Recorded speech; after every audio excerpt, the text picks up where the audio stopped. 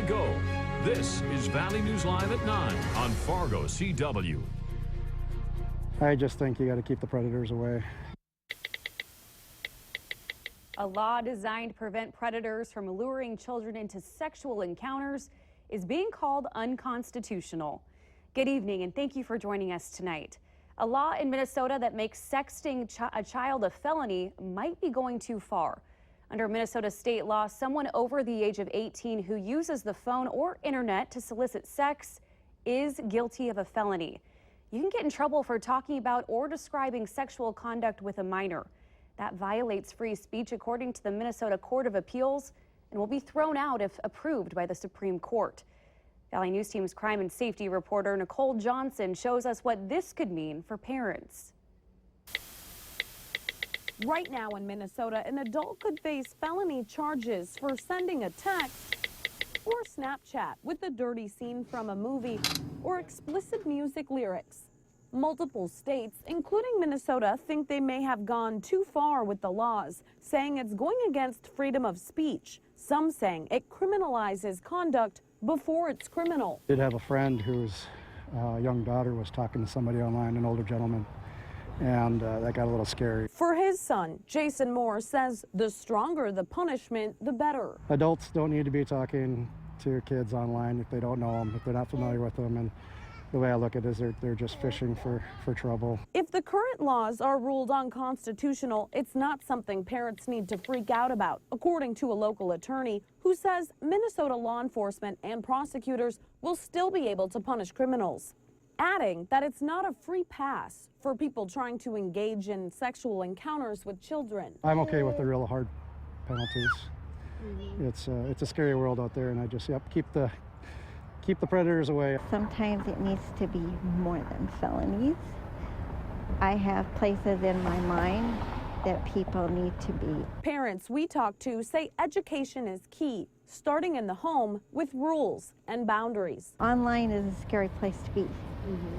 And I think people are very, very vulnerable that way. Nicole Johnson, Valley News Live. There are multiple new laws relating to sexting and revenge porn being talked about by lawmakers in Minnesota this session.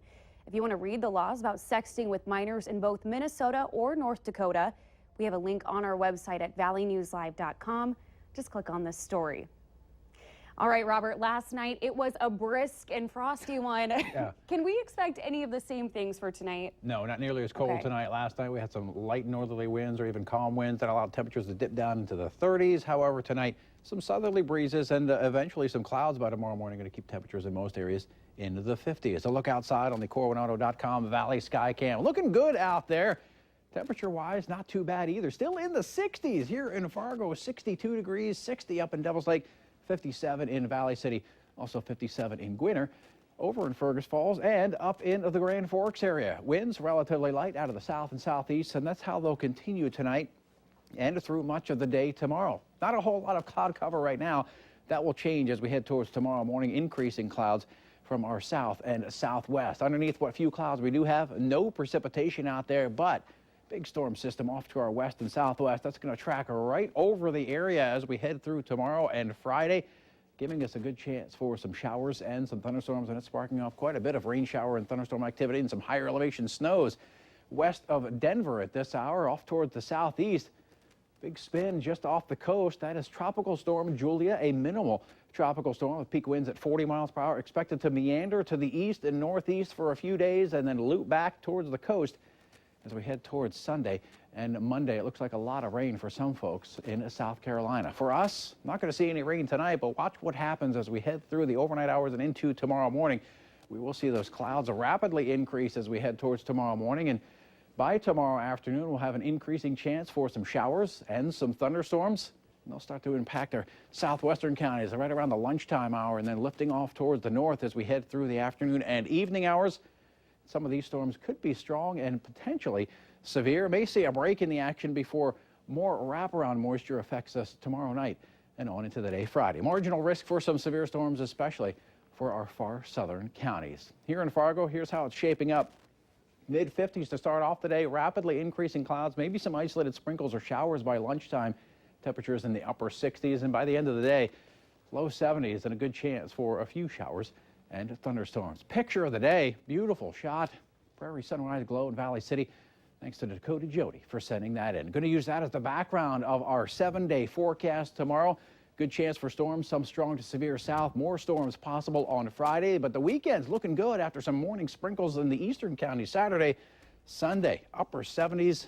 We'll continue with some upper 70s Monday, near 80 on Tuesday, but we'll start to see more storms move back in Tuesday and Wednesday. But no scrapers are needed tonight, which I love. No scrapers needed out there. Okay, thanks, Robert.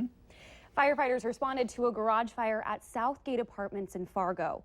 The call came in just before 7 this evening for a single garage stall fire. Crews arrived to find a grass fire behind the row of garage stalls. One garage unit made a fire attack on it and put that out. Thankfully, there was no car in the stall at the time. However, fire officials say that there is wood damage to that single stall. No other garages were affected by the fire. The cause is still under investigation. A Crookston man who pleaded guilty to being nude while threatening to kill and rape children at a bus stop is again in trouble. Eric Olson was out of jail awaiting sentencing on that case when he was arrested again this week for possession of meth. Also arrested with Olson in the same car during a traffic stop was Elaine Sundquist of Crookston. She also faces a charge of possessing meth, which is a felony. Both of them have a long criminal history, including drug charges. The Fargo Park District took one step closer in hopes to keep you safe. The park board voted last night to hire a safety coordinator, which is the first of its kind in the state. This person will, as the title indicates, coordinate safety at the more than 100 facilities under the park district. Fargo police regularly patrol the Fargo parks because there are issues. The park district hopes to have the one-person position filled by next spring. 8 more arrests were made today as protests continue to surround the Dakota Access Pipeline. 3 people even locked themselves to construction equipment near New Salem. Those 3 and others were charged with criminal trespassing. North Dakota U.S. Senators Heidi Heitkamp and John Hoeven say they have safety concerns for protesters and the pipeline workers. With no end in sight, they are urging the Army Corps of Engineers to find a solution. The ball is not in Congress's court. It's not in the state's court. It's not in the pipeline or the tribe's court. The ball is in the Corps of Engineers court to tell us what it is that needs to be done for them to be satisfied that the concerns of the tribe have been addressed. The court is typically how we resolve disputes, and so we need to get this settled and figure out how we can get the parties working together, follow the law, get a solution, and move forward. As of today, 69 people have been arrested for illegal protest activities. The White House is planning to increase the number of refugees accepted into the United States from around the world to at least 110,000 in 2017. A senior administration official told CNN. Now, that's a big increase from the 85,000 it will accept this year. The reason is the administration is trying to be consistent with its belief that people should be able to remove themselves from suffering. The United States refugee policy has been a top campaign issue in this year's election. Dozens of students from Sisseton High School showed up to a school board meeting begging members to keep Native American imagery in their homecoming celebration. Despite the show of support, the school board decided to remove all Native American images and depictions from homecoming ceremonies this year and in the future. The students on the homecoming committee wanted to keep them because it's a long-running tradition, but the school board says it's time to start being sensitive to the Native American culture. It's a debate that the school has had for years. But after running out of time to plan the specifics of the outfits students would wear during the ceremony, they made a last-minute decision to remove the images altogether, leaving the student committee just a few days to plan something new. The students are disappointed that they were given this information in such a short amount of time. It is a tight timeline for them to put something together that's meaningful. The homecoming ceremony will be held next week, and the students plan to use Greek mythology as their theme instead. Location, that's one of the main factors people consider when buying a home. So you can imagine how upset people living in the Wilds, a West Fargo community, are after finding out a large apartment complex could end up being built right behind their homes, something many of them never thought would happen. Part of the reason we chose where we live was the tranquility and just the being separated from a lot of the other community, I guess, if you can think of it that way. The city of West Fargo will make the final decision, which could then give the green light to the developer to build the apartment complex. And as of now, no date has been set. Have you ever wondered what it would be like to be a paramedic? Well, now you can learn. FM Ambulance is holding a Citizens Academy class, which meets every Wednesday for 8 weeks. Citizens Academy is a hands-on experience where people learn CPR, how to stop bleeding, and properly bandage a wound. Students also get the chance to ride with paramedics on actual emergencies and learn about the importance of naloxone. Showing them or telling them at least what our protocols are, how it is that we use it, and give them a little more insight into what it actually does and how it affects the people that need it. If you're interested in signing up for the class, head over to valleynewslive.com and click on this story. The Interstate 35W bridge in Minneapolis will glow blue for 11 days in memory and honor of Jacob Wetterling.